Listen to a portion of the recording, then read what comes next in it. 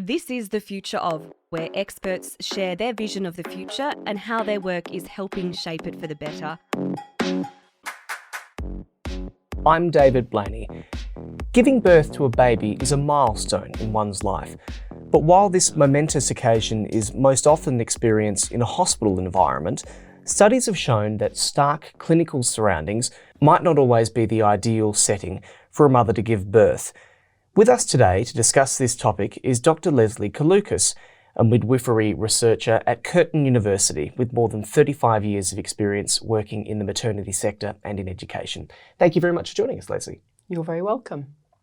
Where are women giving birth? What does the research have to say? Well, the women are giving birth mainly in hospital. This is in Australia. Now, around the world, things are different. So, for instance, in Holland, a much greater percentage of women give birth at home because that is expected, that's the norm. So it all depends on what women are enculturated into, what they see their friends, their mothers, their sisters do. That's the thing that women generally do. And the thing in Australia is that when a woman finds out she's pregnant, the first thing she does is go to her GP. And the first question that the GP asks is, do you have private health insurance?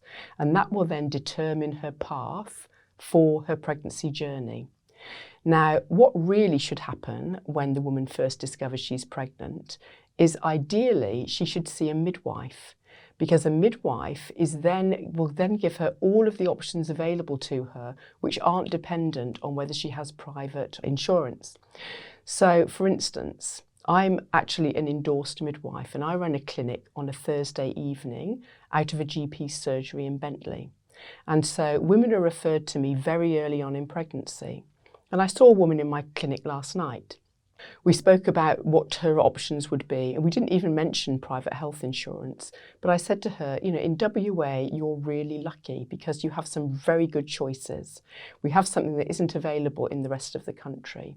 So the first thing we have is a home birth service, which is covered by Medicare.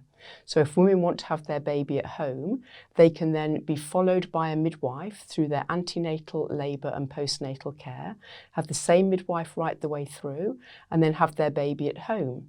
Now, if something changes and it doesn't look like it's the best place for them to be, then they can transfer into the hospital with the midwife and carry on and have their baby there. So that's the first option that we can give to women.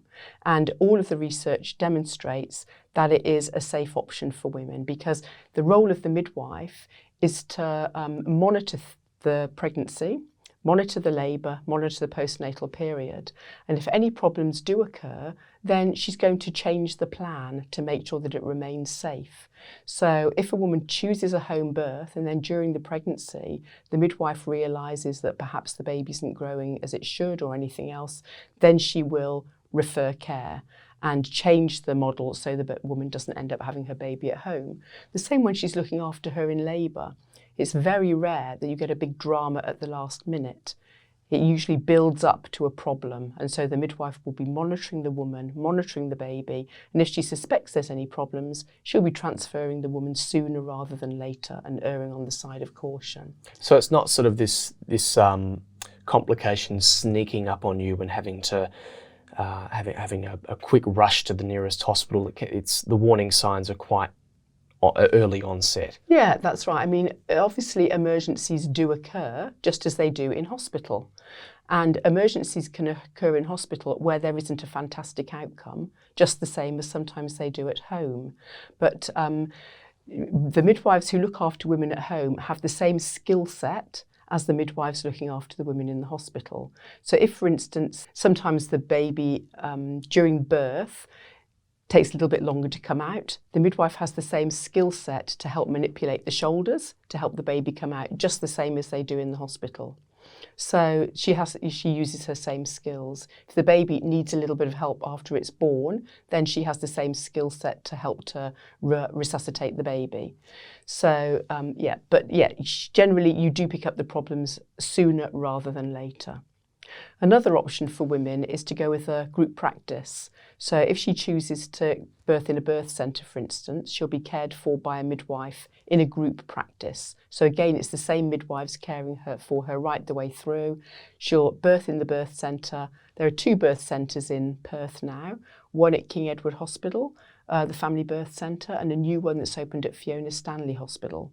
And they're both beautiful birth centres which are set up for this continuity of care model. But again, if any problems occur, the woman can be transferred to the labour ward in the main hospital within a few minutes. So for some women, that's a great option because it's the best of both worlds. They're getting a very lovely environment to birth the baby. And earlier you mentioned about how important environment is. Yes, it's absolutely crucial to how labour progresses. If you imagine an animal going into labour, an animal finds itself in a warm, dark, secure, comfortable place. It labours really efficiently and really well because its hormones are allowed to work. Now, if it's endangered in any way, if a predator comes, if a loud noise happens, then physiologically the labour stops just like that. If you speak to a vet, that's what they'll tell you. It stops and it doesn't restart until they find themselves back in that safe, warm, secure place. And then off they go and they birth their offspring. We're animals too. The same is clearly true for us. So we've got to find ourselves in a similar environment to allow our own hormones to work just as efficiently as they do for animals. Now, in labour wards today, there are loud noises, clattering and banging going on, instruments, bright lights, strangers coming in and out of the room that the woman has never met before. Of course, that's going to affect her hormones. Of course, that's going to slow down the labour. It's going to have a huge impact. And yes, we can get around that. We can put a drip up and put a hormone in it that forces the uterus to contract, but that then increases the pain threshold. It doesn't allow her own natural endorphins to gradually increase during the course of her labour. So she's much more likely to need pharmacological pain relief, which then has its own implications to the outcome of the birth. So why not allow the woman to birth in an environment that will allow her body to work the way that nature intended? And such environment, the best one of course, is at home, where she's comfortable, familiar, it's her own smells, it's her own toilet, it's her own food, it's her own partner, and everyone else is familiar to her. That's the thing that works best. But it won't work best if the woman's anxious about it. The woman has to think, this is where I want to have my baby. This is safe for me.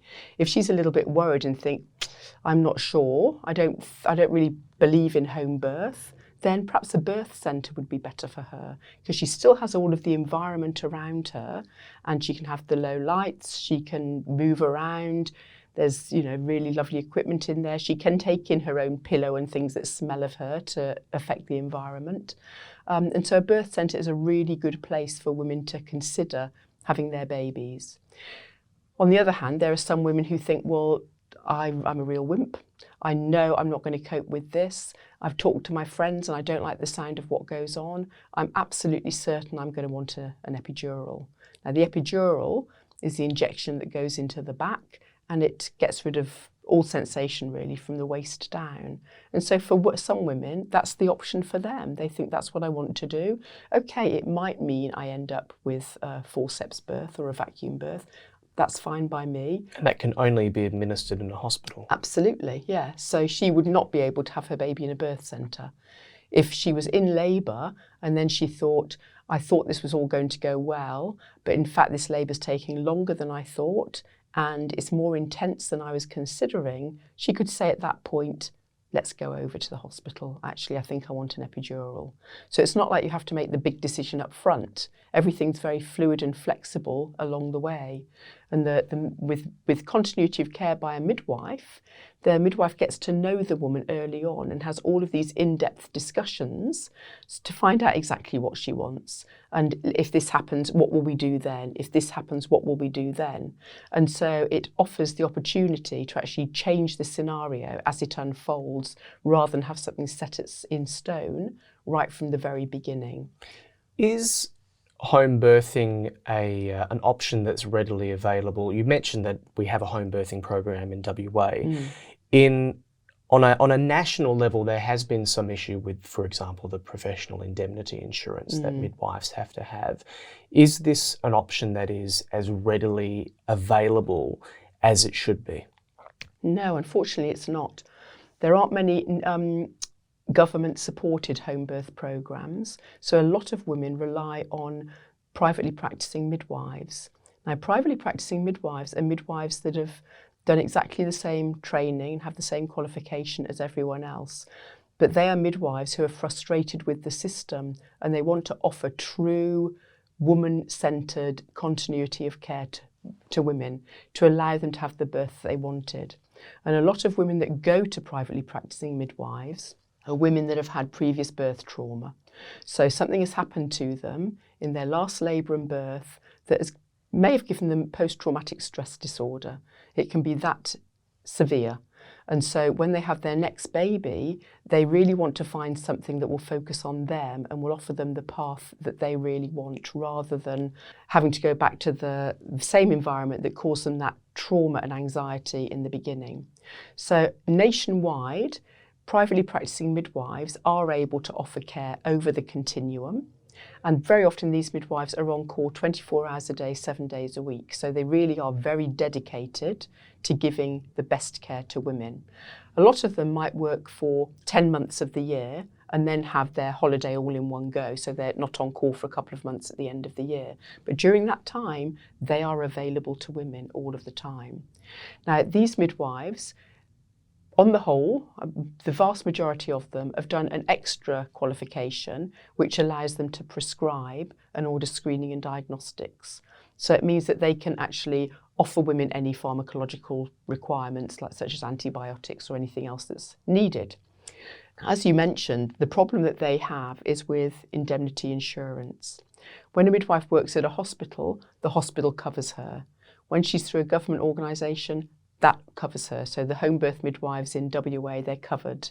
The family birth centre midwives, they're all covered. But a privately practising midwife has to cover herself. Now, for me, in my clinic, I get indemnity insurance for antenatal care and postnatal care because I don't offer care to women in labour. Our insurance company doesn't offer care, doesn't offer cover for labour. And so what it means is, for that period of time that women are in labour, there's no insurance available for them. And that's the critical point. And that is the critical point. That's when you're most likely to need that insurance. Yeah, absolutely. And so what it means is that the midwives have to talk to the women when they book them and say, look, I have to tell you that if something happens during labour and there's an outcome that would require funding for the rest of you or your child's life, I don't have anything. I don't have insurance to cover that. Now, the women who choose privately practising midwives say, on the whole, they say, that's okay. I was so traumatised by my previous birth, I'm prepared to take that risk. All I want to know is that I'm going to be a safe environment with a person that I know who's going to be following my wishes for my labour. And so most of the women that employ a privately practising midwife will be aware that there's no insurance and it doesn't matter to them enough to actually change their minds. Now, the government have been looking to try and change this for about the last 8 years now. Because there's only one insurance company that covers home births. MIGA, that's right. No, they don't cover home birth. No, they cover privately practising midwives. My mistake. Yes. So they cover privately practising midwives for antenatal and postnatal care. There's no cover for labour and birth. Unless it takes place in a hospital. What the government has done, because it's one of the requirements of a midwife to have insurance in order to be able to practice. It's a requirement of the regulatory body. But the government has given a waiver to say, in this situation, for that particular part of the childbirth journey, midwives don't need to have insurance. And the waiver has been extended and extended. I think 3 times now it's been extended because no alternative has been put forward. Mm-hmm. Unless we go down the New Zealand route where we have an accident compensation corporation or something like that, there's no real sort of long-term solution. No, it really needs to be something like what New Zealand do. And New Zealand did change their whole process probably about 20 years ago now. Before then, it was pretty similar to Australia. And the then health minister became prime minister, and she was very pro-midwifery care, and she could see the advantages of it. And so she then changed the system so that when women became pregnant, they could choose their primary maternity carer. It could be a midwife, it could be a GP obstetrician or an obstetrician. And so what they found was within 3 years, about 80% of women chose a midwife. So the system completely flipped over the space of that time. Because the difference is, in my clinic, Medicare covers me to see a woman for 40-minute appointment. 40 minutes. Now imagine what we can talk about in 40 minutes. We talk about lots other than their physical health. So their emotional health, their plans for the birth, their birth, actually making a birth plan, talking about all of the options that are available for them. If a woman sees an obstetrician, it's completely different, because a midwife, a privately practicing midwife, will look after 4 women a month on average. An obstetrician will look after up to 30 women a month. So, of course, they're going to try and make their lives a little bit easier by reducing the length of time of appointments, by not being there for the whole labour and birth like a midwife is. So there is a big difference between the different types of care. You mentioned at the very beginning, you mentioned that the first question that a mother will be asked is, do you have private health insurance? I'll take a stab in the dark and I'll guess that everyone in this room has private health insurance. Daniel, you probably got it. I'm on my parents' health insurance, and you probably got it as well. What is the difference in the journey that you take as a mother if you have private health insurance or if you're just covered by Medicare? Well, you've got to look at the statistics, and the best thing for women to do is to look at the statistics of the obstetrician that they're interested in going to. What are their induction rates? What are their caesarean section rates? What are their instrumental vaginal birth rates? Those are the kind of things that women need to be asking. And if they look, they'll find that for the vast majority of obstetricians, they do have a high induction rate and a high caesarean section rate. Why? Because they're looking after 30 women a month. So, if it comes to 4 o'clock on a Friday afternoon and the woman's still in labour, then it's a little bit more convenient for the woman to have a caesarean section. So it's a bit of a timing thing. Yeah, absolutely. So if a woman's induced, then she's induced in the morning, and then at 4 o'clock in the afternoon, how's her labour going? Well, for a midwife, she's progressing, she's having a normal labour. The labour might take 24 hours. For an obstetrician who's got another woman lined up for tomorrow, he's thinking, well, I'm not going to get home before midnight. Perhaps let's say things are a bit slow, perhaps the baby's a bit big, perhaps we should think about having a caesarean section. Now, I'm not just saying this off the top of my head.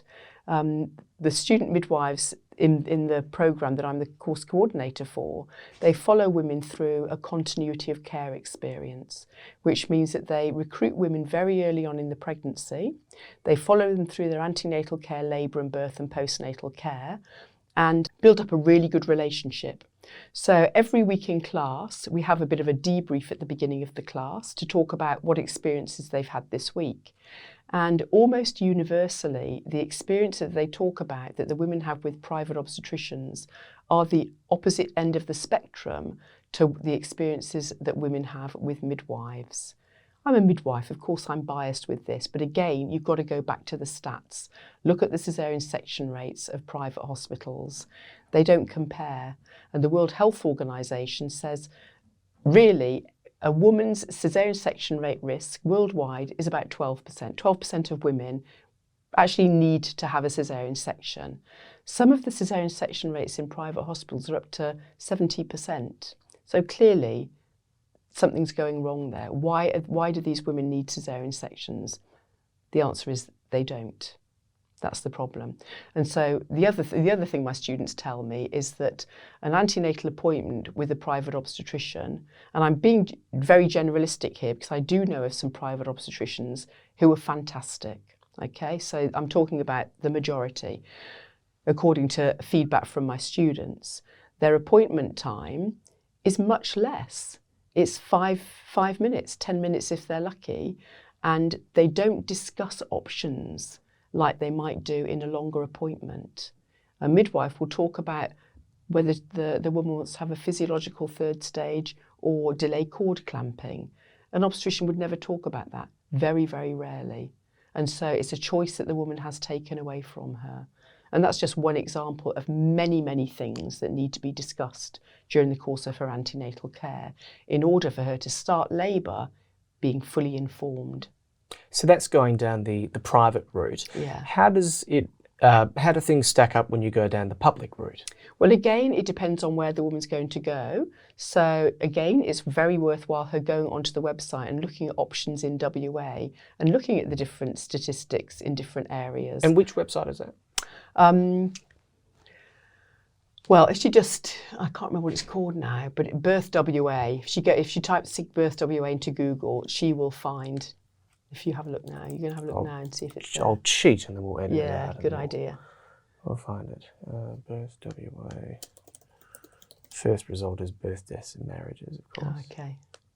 But yeah, there is a... I'm assuming it's Healthy WA yeah, or something yeah, like something that. like that. Yeah, that's right. But there is a website and it does go through all of the different options for her. Mm-hmm. There are two types of hospital in WA. There's the Tertiary Referral Centre and the Secondary Hospital.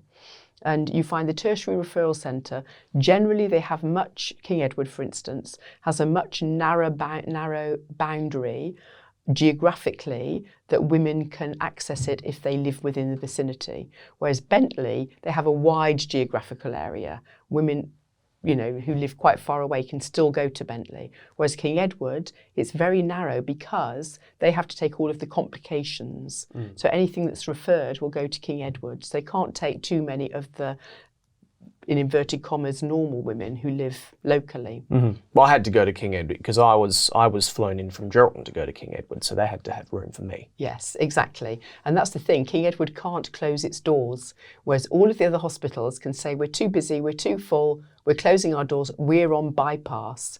So women who think they're going to have their baby at Fiona Stanley actually end up being... Rockingham. That's or right. Peel. Or King Edward.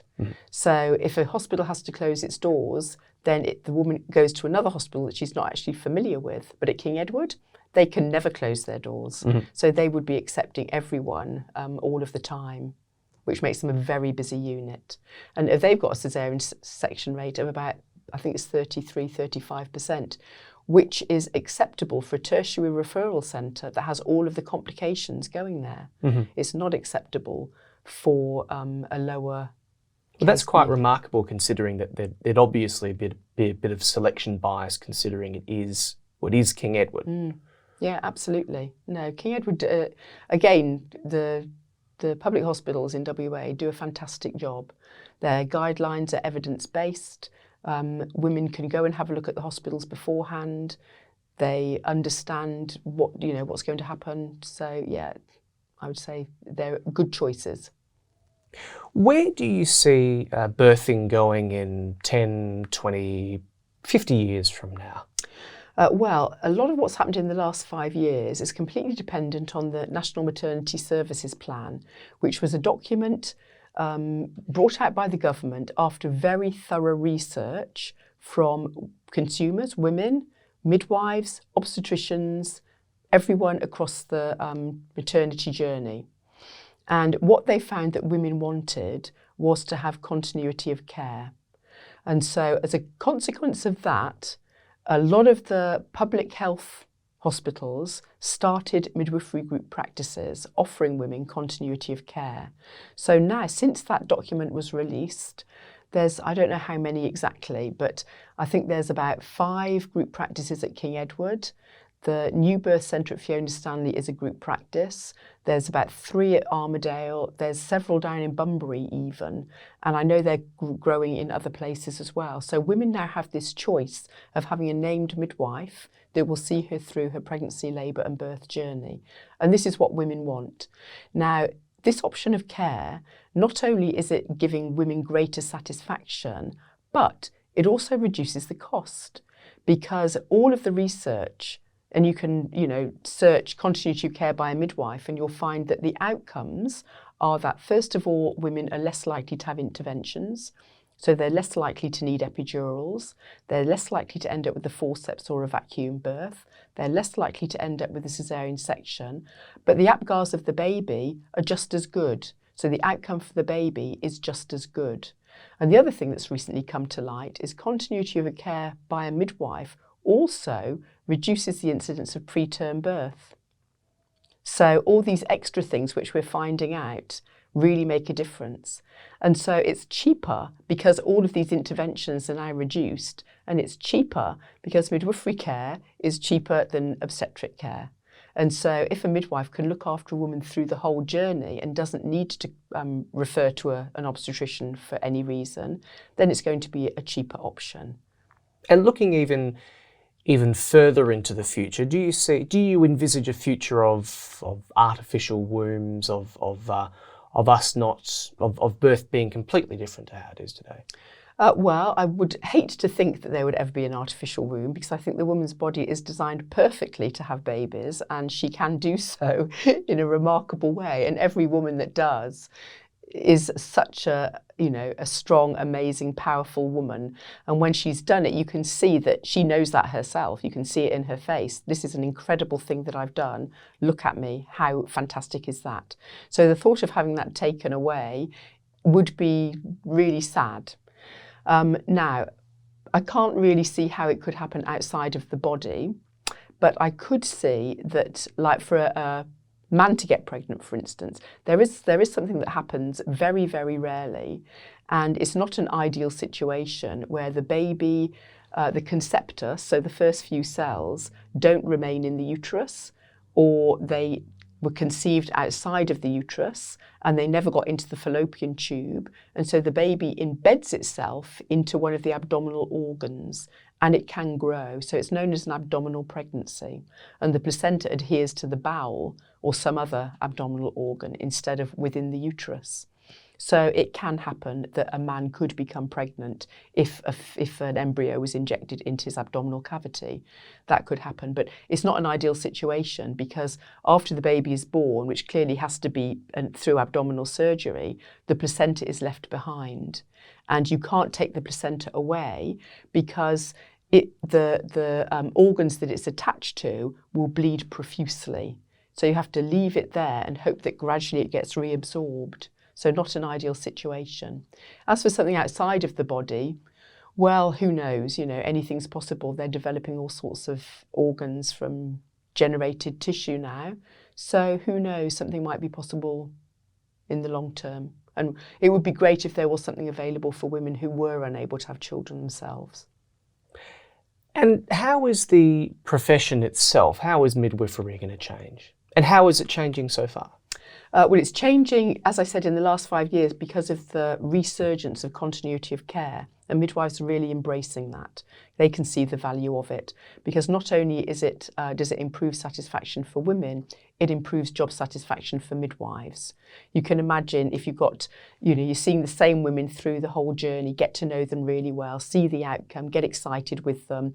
You're there afterwards to help them breastfeed their baby and care for their baby. It's an absolutely amazing journey. So for midwives to have that job satisfaction, that's really good.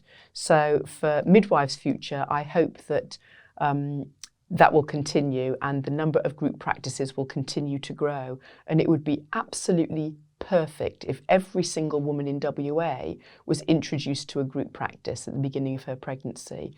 And it might be a special group practice for women that have had a caesarean section before.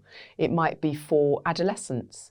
It might be for women with drug and alcohol problems. It might be for women with mental health issues. But each little niche should have its own midwifery group practice that follow the women right the way through, so they get that satisfaction from both sides and improved outcomes, as we know from the research. So that would be great if that was the way that future midwifery education went as well. More allocation to continuity of care. And Lesley, before we go, do you have anything else you'd like to add? Well, my biggest bugbear really is the fact that women enter pregnancy and they don't really know about the choices available to them. And then if they don't get offered those choices right at the beginning, then it means they're really railroaded into one option or another. Women really need to try and discover for themselves the options available, and we need to get the message out to them that you don't need to do what your sister, your friend, your mother has done. You need to find the options for yourself and see what is now available. Open your eyes and be aware of all of the different options out there. Find out about them and choose them, because you'll see the advantages are great. So how are things trending in terms of birthing centres? Are we going to be getting more of them in the future? Well, I'm really excited about Fiona Stanley's new birth centre. It's such a brilliant thing, and I've been to visit it. I actually worked at the King Edward Birth Centre for 10 years, so I know that one very well, and I love that birth centre. To me, it was like home. So I was very interested to go and have a look at Fiona Stanley's, and it looks wonderful. It's very well kitted out, it's beautifully done, and I hope it will be an example for other hospitals to do the same thing.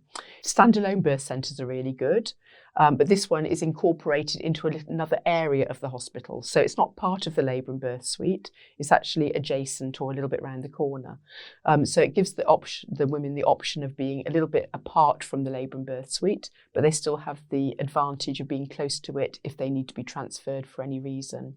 Now, I'd love to see that happening in all of the hospitals around WA, so that it's another option for women to be able to birth in an environment where their hormones are able to work the way that nature intended. We've had some great advances in technology over the years, IVF, for example. What are some of the newer technologies that are available to women now that weren't available a couple of decades ago? Well, I have to say, you mentioned IVF, and yes, IVF has been around, for 30 years, but it's definitely improved. And a lot of women that I've recently looked after, they're on their first IVF attempt and pregnant, whereas in the past, I remember one woman was on her 16th, 17th attempt. So I would say the success of IVF has really improved. So that's a really good one. Another thing that's improved is fetal monitoring during labour. So this is actually still evolving, but research tells us that you don't need to monitor a baby continually during labour. There's a lot of evidence behind that. In fact, what it does is increase intervention. In a case where there's no complications, the midwife listening to the baby every 15 minutes has the same outcome as the baby being continually monitored. So that's fine. But when a woman does need to be continually monitored for whatever reason, the monitors aren't fantastic. So trying to keep the heart rate trace going for the whole labour sometimes means you've got a student sitting on the monitor, holding it, adjusting it, trying to get the heart rate coming through, ideally right the way through. Now, very recently, some new monitors have been developed, and they, instead of having a band around the woman's abdomen and having to hold the transducer in place, they have a little stick spot that gets stuck onto the woman's abdomen and picks up the fetal heart rate really well. Not only does it mean she can move around more easily and we can pick up the heart rate more easily, but it means she can go in the shower and the bath. So she can actually have a water birth if she wants to while she's being continually monitored. Whereas before, that was out of the question with the old-fashioned monitors, where she was likely to get a big shock if she got into the bath with that one attached. And a lot of women these days are moving to water for their comfort during labour and birth, because it does have a big impact on how she's comfortable, she's more relaxed, the endorphins are working better. And when women, I don't know how you feel at the end of a hard day. You might not even have a bath at home. End of a hard day, to step into a bath feels like, whoa, a lovely feeling. Oh, even a good shower is... Yeah. I don't have a bath at home. Okay, so jacuzzi or spa, something like that. It's a lovely feeling to step into one. I do have a bath at home, actually. I just never use it. Never use it. So that's completely irrelevant. Yeah, a lot of people like that. But, and so this technology's in development right now. When's it going to hit... not shop shelves, but I guess it has. Hospital shelves. Oh, it's already has. available. Yes, I recently went to a conference, the National Australian College of Midwives conference, which was in Canberra, and there were stalls there showing this new device. And some of the midwives there told me, yes, their hospital is using it at the moment. So it's definitely out there. It's definitely being used, and it is spreading. So I know that King Edward uses it, for instance. So it will spread to the other hospitals as well. Okay, I think we'll leave it there. Thank you very much, Lesley, for sharing your knowledge on this topic and for coming in. Thank you very much. There will be some links in the show notes if you're interested in learning some more about this. So yes, thank you very much for listening, and we'll see you next time.